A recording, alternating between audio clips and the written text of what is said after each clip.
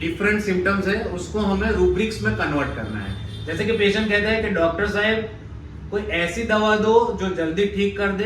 आमतौर पर होम्योपैथी बहुत स्लो फंक्शन करती है, लेकिन मुझे ऐसी दवा दो जिससे मुझे जल्दी ठीक हो जाए। तो उसका रूब्रिक होता है carried desire to be fast. Patient ने सिम्टम बताया और उससे हमने रूब्रिक ढूंढा। पेशेंट क्या कह रहा है कि मुझे जल्दी ठीक हो जाए, तो carried desire to be fast, जो भी हो वो फास्ट हो जाए, उसके लिए पेशेंट यहाँ पे बता रहा है। दूसरा सिम्टम है कि डॉक्टर साहब इतने दिन या इतने महीने हो गए दवा ले रहा हूं आपसे, कोई आराम आ ही नहीं रहा है।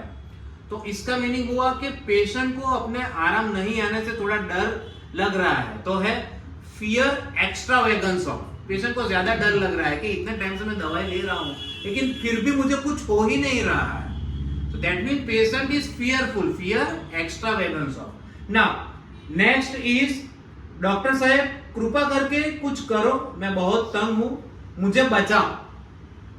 पेशेंट को जब भी कोई ऐसी तकलीफ हो, जैसे सोरियासिस वाला पेशेंट है, एक सोरियासिस वाला मेरा पेशेंट था, वो आके कहता है कि सर यहाँ पे अच्छा हो जाता है तो यहाँ बढ़ जाता है, यहाँ पे अच्छा हो जाता है यहाँ बढ़ जाता है। तो पेशेंट कॉन्स्टेंटली आपको बोलता रहता है कि सर कुछ करो, मेरी हेल्प करो।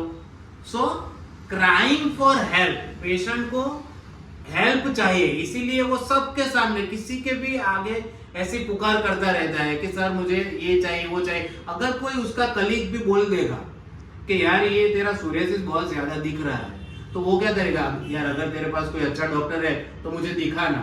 This is crying for help. Now many times हम देखते हैं कि कई पेरेंट्स आते हैं और अपने बच्चों की कंप्लेंट्स कहते हैं कि भाई हमारा बच्चा जो है वो पूरा दिन अपने डैडी के साथ खेलता रहता है। तो एक रूब्रिक है क्लिंगिंग। पेशेंट जो है वो अपने जो डैडी है उसके साथ में क्लिंग हो जाता है, टेबल पे ही रहता है या बेड पे ही रहता है या अपने खिलौनों के साथ रहता है, तो उसके लिए रूब्रिक है क्लिंगिंग। ओके नाउ कई बार कई पेरेंट्स आते हैं और हम कहते हैं कि आपका बेटा जो है वो मिट्टी खा रहा है, क्या करते हैं लोग, क्या कर सकते हैं डॉक्टर साहब। अब बच्चा है, उसको उसकी मर्जी, तो उसके लिए रूब्रिक आता है इंडिफरेंस।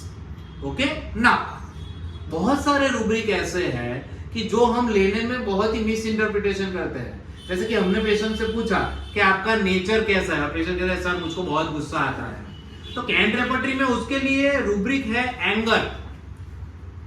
एंगर का रूब्रिक है, अगर आप उसके ब्रैकेट में देखें तो उसमें ऐसा मीनिंग होता है कि पेशेंट जो है वो लड़ाकू होता है, झगड़ालू होता है। तो आप एंगर रूब्रिक नहीं ले सकते, उसके लिए आप रूब्रिक लेंगे इरिटेबल। ओके नाउ एक रूब्रिक है वीपिंग। तो कई बार बहुत सारे लोग अपनी स्टोरी बताते रोने लगते हैं, कई बार ऐसा होता है कि कुछ अच्छी चीज हुई फिर भी वो रोने लगते हैं। तो आप दोनों कंडीशन में वीपिंग ये रूब्रिक ले सकते हैं। नाउ बीबीसीआर में एक रूब्रिक है ऑकवर्ड। तो एपिस मेलिफिका में हमने पढ़ा है कि drop things from the hand, यानी कि पेशेंट का बिहेवियर जो है वो ऑकवर्ड टाइप का है।